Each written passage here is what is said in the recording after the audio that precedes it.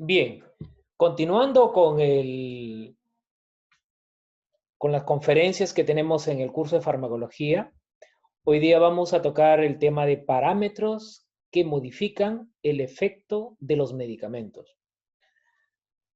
Para hacer una rápida sinopsis, en esta conferencia vamos a abordar algunos elementos ligados, como es el caso de la edad, qué tanto influye el ser un paciente pediátrico o el ser un paciente de la tercera edad o el adulto mayor. ¿Cuánto es que puede influir en el efecto de los medicamentos eh, grupos etarios extremos? ¿Cuánto puede influir en el efecto de los medicamentos el ser una paciente gestante? ¿Qué tanto puede influir en el tema del efecto de los medicamentos el ser de una etnia diferente? Es decir, ¿cuánto tiene que ver la genética en todo esto? ¿Qué tanto puede intervenir el ritmo circadiano en el efecto de los medicamentos? ¿Y qué tanto puede también generar algún tipo de intervención o modificación cuando estemos hablando de el tema de interacciones farmacológicas? Entonces, cada uno de estos puntos pues requiere un especial trámite como para poder ser abordado de la mejor manera. Es por eso de que en la búsqueda del medicamento ideal o del fármaco ideal, desde luego, siempre van a existir factores que conlleven a una determinada variación en el efecto del medicamento. Y es por ende que se requiere pues tener siempre el principio de personalizar o individualizar una terapia, porque ante ello justamente vamos a poder precisar de una manera mucho más concreta la dosis de un medicamento. Miren que observando los niños, las gestantes y los ancianos, lógicamente son pacientes de riesgo y desde luego pues van a requerir una especial monitorización en las dosis que se les esté prescribiendo, ¿correcto? Cada, cada individuo, cada paciente con factor de riesgo, desde luego, va a tener desde una fisiología diferente hasta el modo farmacocinético y farmacodinámico en cómo el medicamento va a actuar. Muy bien. Para ello vamos a ir trasladando diferentes casos y ante esos casos vamos a ir observando estos parámetros que modifican el efecto de los medicamentos. Vamos a mirar el caso número 1. Este es un paciente en pacientes pediátricos.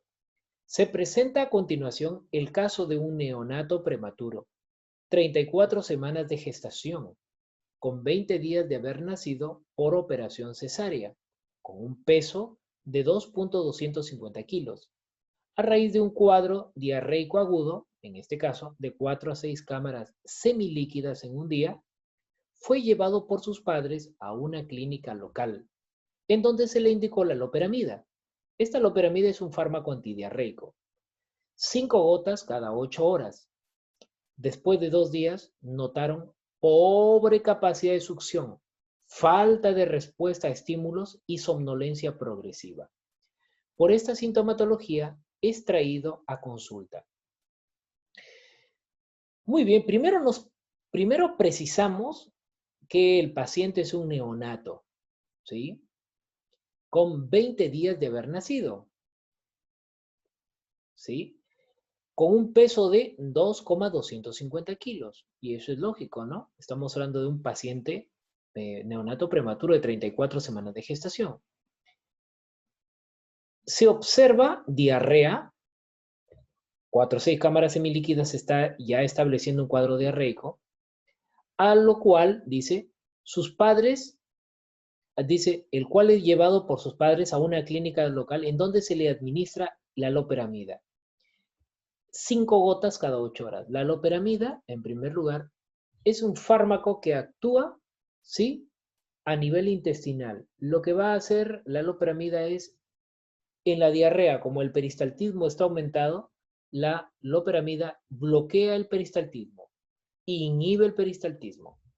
Al inhibir el peristaltismo, desde luego, lo que vamos a generar es que vamos a minimizar el cuadro diarreico. Muy bien, y eso es lo que los papás observan. Sin embargo, después de 2 días, miren lo que sucede. La loperamida es un fármaco que, si bien es cierto, actúa a nivel intestinal, pero sucede que en pacientes pediátricos, en neonatos, como la barrera hematoencefálica no está lo adecuadamente madura y genera diríamos, hay brechas dentro de la estructura de la barrera hematoencefálica, la loperamida en un paciente de estas características logra atravesar la barrera hematoencefálica. Al lograr atravesar la barrera hematoencefálica, llega al sistema nervioso central y lo que va a generar allí es un problema de depresión del sistema nervioso central. Tener mucho cuidado con este tipo de pacientes, porque este tipo, o como cualquier otro fármaco, ¿sí? Aún con características, si podemos observar, la loperamida es hidrofílica, pero aún así atraviesa barrera hematoencefálica. ¿Y esto qué cosa genera? Pobre capacidad de succión. La misma depresión del sistema nervioso central al niño ya no le permite tener capacidad de succión en la mamá. Falta de respuesta a estímulos, lógicamente. La misma depresión conlleva ello. Y somnolencia. Por esta sintomatología es traído a consulta. Estamos ya hablando de una reacción adversa, ojo, una reacción adversa a la loperamida, que siendo un fármaco hidrofílico en un paciente neonato tiene la capacidad suficiente de llegar al sistema nervioso central. ¿Cuál hubiese sido lo más idóneo? Si observamos un cuadro diarreico, lo más idóneo es observar las características que tiene la diarrea. Si es una diarrea acuosa, en este caso, no maloliente, estaríamos pues con la necesidad de simplemente administrar soluciones hidroelectrolíticas para poder compensar, en este caso, la pérdida de los electrolitos que se pierden. Suficiente. Sin embargo, el uso de estos medicamentos, el caso de la loperamida, ciertamente generó una reacción adversa.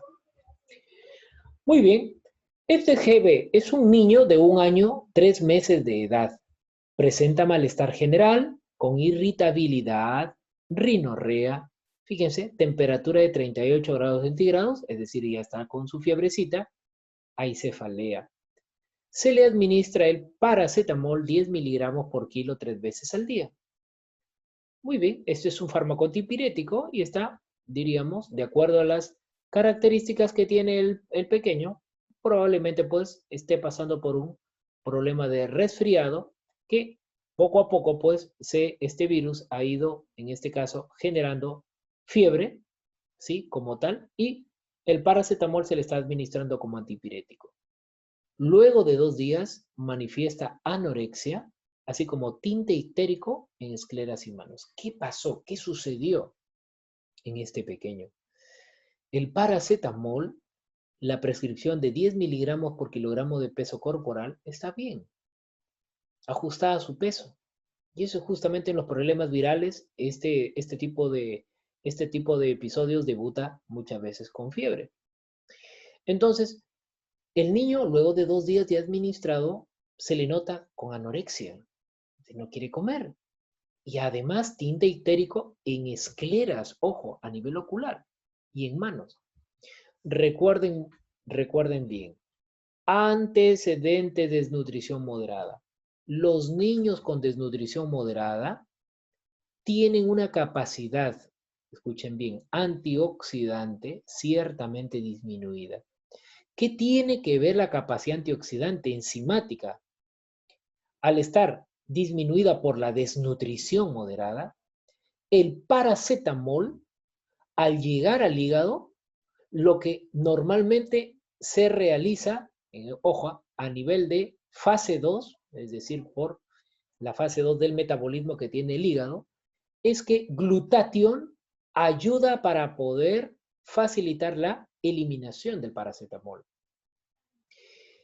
Glutatión es parte de un sistema antioxidante enzimático, en el cual la desnutrición disminuye este sistema. Y al disminuir este sistema, no logra depurar adecuadamente al paracetamol. Al no lograr depurar adecuadamente al paracetamol, el paracetamol es altamente hepatotóxico. Al ser altamente hepatotóxico, desde luego, se incrementa la cantidad de bilirrubina y, lógicamente, estamos notando pues la sintomatología de este cuadro hepatotóxico. Mucho cuidado en el uso del paracetamol, ¿sí? Sobre todo en pacientes desnutridos. En este caso, estamos observando ya gestante, mujer de 25 años, gestante de 22 semanas, que consultó de forma particular a un médico, ojo, general, y debido a que 2 días antes presentaba dolor lumbar, hay una sensación febril, ardor al miccionar. Ya nos estamos dando cuenta que cuando hay dolor lumbar, normalmente suprapúbico, sensación febril y ardor al miccionar, es decir, una disuria, estamos ante un problema llamado infección de tracto urinario, muy frecuente en las gestantes. Sin embargo, se le prescribe, estamos hablando del médico general, naproxeno. Este es un antiinflamatorio no esteroideo. Ácido nalidíxico, ojo, esta es una quinolona de primera generación. Estamos hablando del primo hermano del ciprofloxacino. Este es un antibiótico asociado a fenazopiridina. La fenazopiridina también se le llama piridium, que es un analgésico de las vías urinarias. Entonces está recibiendo naproxeno para el dolor, la inflamación, el ácido nalidíxico, el antibiótico, y la fenazopiridina, en este caso, para el problema de dolor al orinar. El diagnóstico fue infección de tracto urinario por Klebsiella. Muy bien. En primer lugar, en una gestante es simplemente hacer observaciones de la siguiente manera. Las gestantes tienen una fisiología renal ciertamente adaptada a las condiciones que está atravesando. Esto, desde luego, genera algunos cambios en el efecto del medicamento. En primer lugar, medicamentos que pueden cambiar respecto a la no gestante, es decir, pueden volverse más tóxicos, y más tóxicos en el sentido de hacerle daño al feto. Por eso es que el naproxeno, los AINES están contraindicados en el uso de una gestante. Hay que evaluar muchísimo. Solo el paracetamol podría en este caso ser utilizado. El ácido nalidíxico es un antibiótico que también está contraindicado en gestantes. Genera malformación congénita. Entonces, es importante evaluar qué competencias fisiológicas obedecen a una gestante en estos cambios justamente que se están dando. En primer lugar, el pH gástrico, ¿sí? En una paciente embarazada es 40% menor que la no embarazada. Fíjese, ya estamos generando cambios en el pH gástrico. La secreción de moco a nivel gástrico aumenta. ¿Qué más podemos ver? Podríamos también observar lo siguiente, que la progesterona aumenta, ¿sí? El gasto cardíaco está aumentado en una gestante. Esto quiere decir que el flujo renal aumenta también. Su motilidad intestinal disminuye. Entonces estamos observando varios cambios que lógicamente se dan por el mismo proceso de gestación. Es por ello de que en el año 2003, fíjense, se realiza este trabajo, factores asociados a malformaciones congénitas fetales y del recién nacido en gestantes, atendidas en el Hospital Víctor Lazarte Echegaray, de enero a diciembre del 2003. Ríos Canales, Vera Vélez y colaboradores. ¿Qué se observa? Que entre los medicamentos, ojo, el 24.67% tenía como factor de malformación congénita asociada a medicamentos. Valproato, fíjense, este es un fármaco que se utiliza para problema de epilepsias, fenobarbital de la misma manera, medroxiprogesterona e isosuprina. Se estuvieron administrando en pacientes gestantes. Entonces, recuerden, los elementos fisiológicos que cambian en una gestante también generan necesidad de poder utilizar adecuadamente los medicamentos, ya que estos se afectan en su respuesta farmacológica. Mujer de 35 años, gestante de 8 semanas, este es un ejercicio clínico, ¿sí? Presenta cefaleas recurrentes a predominio frontal. Asume por automedicación la administración del Tonopan. Tableta, una en la mañana y otra en la noche. Recuerden bien, esta paciente por tener problemas de cefalea a predominio frontal está tomando el Tonopan. Lo que, en primer lugar, este va a ser algo que ustedes lo van a realizar. Necesitan, observen qué cosa contiene el Tonopan. Segundo, una vez que me identifican los componentes que tiene el Tonopan, me van a averiguar que si está o no, o tiene o no un riesgo potencial en la paciente gestante. ¿Eh? Entonces, por favor, me van a averiguar este tipo de detalle. Siguiente, farmacogenética. RJ es una paciente de 28 años de edad, natural de Japón, con diagnóstico de VIH-Sida. Recibe atención profiláctica primaria con isoniazida. Fíjense, ya los pacientes con VIH reciben, en este caso, la isoniazida como atención profiláctica. ¿Por qué? Porque los pacientes con VIH muy rápidamente pueden debutar con infecciones oportunistas, entre ellas la tuberculosis. Se le administra 5 miligramos por kilo por año, pero se observa que desarrolla signos bioquímicos de toxicidad hepática. Por ejemplo, la glutámico pirúvico transaminasa está aumentada, la GOT, la glutámico oxalacético está aumentada, la bilirrubina también, y también la alcalino fosfatasa. ¿Qué cosa ha sucedido? ¿Por qué incrementa? Entonces vamos a observar de que algo ocurrió en el metabolismo de estos pacientes, atendiendo, lógicamente, el perfil farmacogenético que tiene la isoniazida. Ojo, 5 miligramos por kilo está bien, es su dosis terapéutica, pero algo ha pasado genéticamente en el paciente japonés. Vamos a verlo. Y es que resulta que por CYP2C19, esta es una citocromo P450, la 2C19, se metaboliza la isoniazida. ¿Y qué sucede? Aquí en este cuadrito estamos mostrando la distribución de metabolizadores pobres. Es decir, metabolizador pobre es aquel que tiene dentro del organismo hay pequeña cantidad de citocromo P450. Cuando viene un fármaco a metabolizarse, ya no se va a metabolizar en la misma manera. Por ende, su concentración sérica aumenta. Repito nuevamente. Al estar los metabolismos, en este caso pobre, están disminuidos. Y al estar disminuido, el fármaco no va a poder metabolizarse en su totalidad, de tal manera que aumenta su concentración sérica. Y miren, en esta distribución, el paciente, en este caso japonés o asiático, tiene una tasa elevada de, ¿qué cosa? Metabolizadores lentos. Entonces, si observamos en el paciente anterior, mencionaba que desarrolla signos bioquímicos de toxicidad hepática. Como la isoniazida aumentó su concentración sérica porque el metabolismo es pobre, es lento, esto hace generar un cuadro de hepatotoxicidad. Cuadro en el cual la GPT está aumentada, la GOT aumenta, la bilirrubina aumenta y aumenta la alcalino fosfatasa. Entonces es muy importante definir cuándo hay metabolizador pobre, como en este caso. En este caso hay metabolizador pobre. Pero ya les voy diciendo que la variante farmacogenética puede existir. ¿Qué cosa? Metabolizador pobre o lento y puede existir metabolizador amplio o también le denominan extenso. ¿Sí? Dos cosas. El pobre y el extenso. Entonces, o rápido también le denominan. Bien, esto lógicamente, el papel farmacogenético conllevó a quien les habla a poder hacer una evaluación en nuestro país y observar cómo está distribuido estos metabolismos. ¿Seremos metabolizadores lentos o extensos, denominados también rápidos? ¿Seremos lentos o rápidos?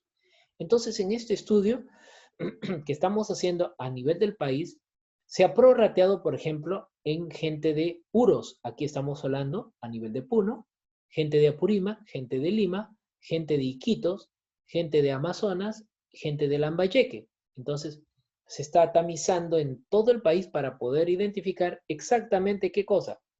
Este es el estudio del polimorfismo de CYP2D6 en población peruana para aplicación de una terapia farmacológica personalizada.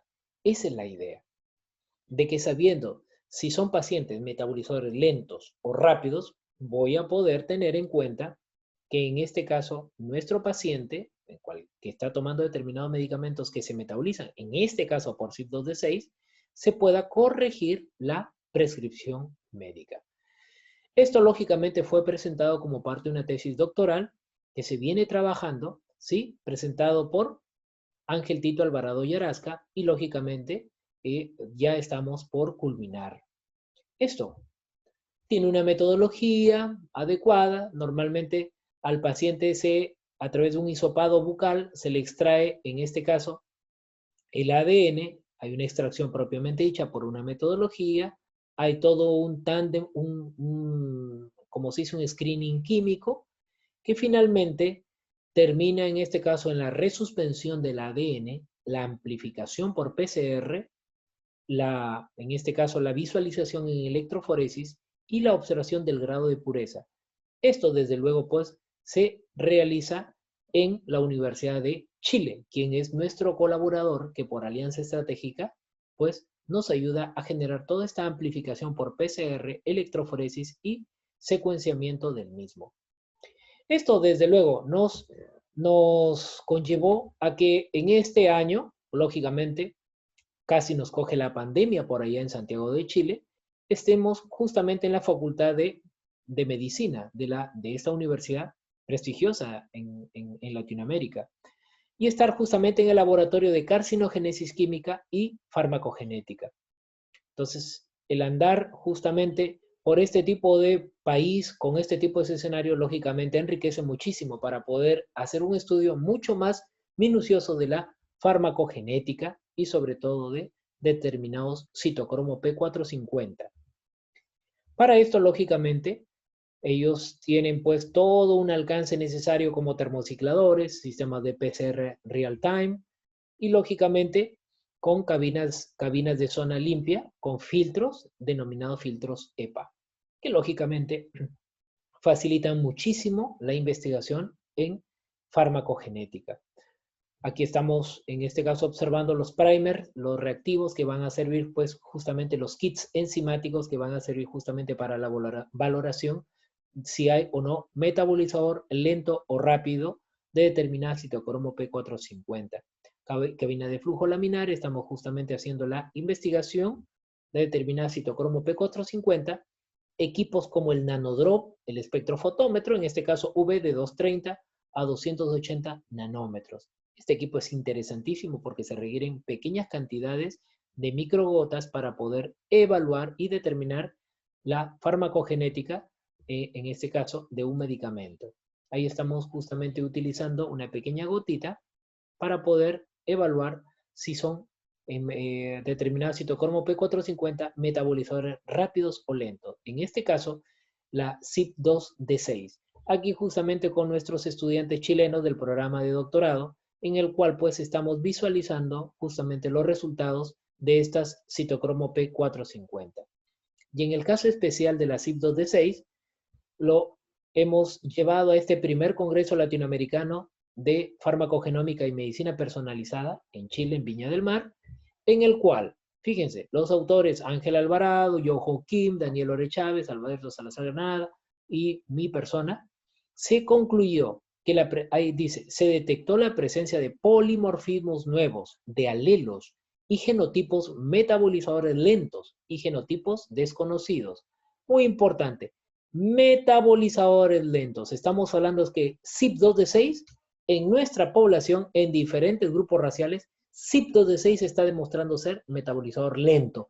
¿Esto qué quiere decir? Que fármacos como los antidepresivos, fármacos que se utilizan en la salud mental, los antidepresivos, como la fluoxetina, entre otros, Algunos medicamentos antihipertensivos, entre otros, cuando se someten al metabolismo por, en este caso, metabolizadores lentos, y hay pobre capacidad de metabolismo, van a aumentar su concentración sérica, generando mayor disposición de reacciones adversas. ¿Qué quiere decir esto? Que ya estamos ante, ¿qué cosa? Una situación de minimizar la concentración normalmente prescrita por el médico. Esto es a lo que queremos llegar. Individualizar, personalizar la terapia en determinados pacientes con determinados grupos farmacológicos a los cuales se les prescribe.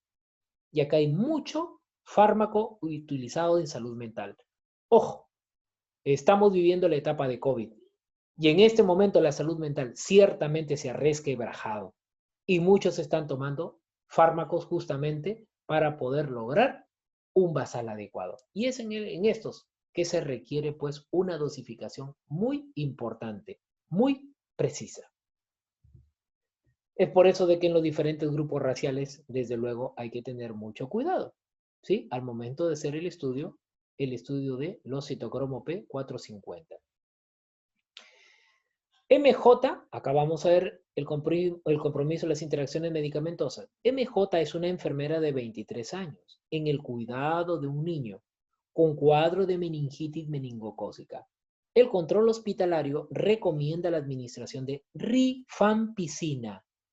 Ojo, esta se suele utilizar justamente como parte profiláctica por 4 días. La enfermera está casada y utiliza pastillas anticonceptivas. Ella viene utilizando etinil, estradiol y progestinas como parte de sus pastillas anticonceptivas. Este método viene utilizando por 4 años. Ella llegó a quedar embarazada durante su nuevo ciclo de ovulación. ¿Qué pasó si ella estaba consumiendo sus anticonceptivos? Como el título dice interacciones farmacológicas o medicamentosas, la rifampicina es una inductora enzimática. Aumenta el metabolismo. Y al aumentar el metabolismo, en este caso el anticonceptivo, al llegar al citocromo P450 y al estar aumentado el metabolismo, va a disminuir su concentración sérica. Y al disminuir su concentración sérica, pierde eficacia. Y al perder eficacia, aumenta la posibilidad de quedar embarazada. Mucho ojo justamente con inductores enzimáticos que pueden aumentar el metabolismo haciendo que los otros fármacos disminuyan su eficacia. Mucho ojo y generen fracaso terapéutico. Muy bien. Ritmo circadiano. ¿Qué tiene que ver el ritmo circadiano? Veamos en esta paciente. RP es un paciente de 27 años con diagnóstico de ITU, infección de tracto urinario. Con tratamiento de amicacina, fíjense, esto es un antibiótico, esto es un aminoglucósido, 5 miligramos al día. Ahora, ¿qué dice? 1:30 p.m. A esa hora se le administra, con hidratación constante vía oral y se observa menor incidencia de efectos indeseables.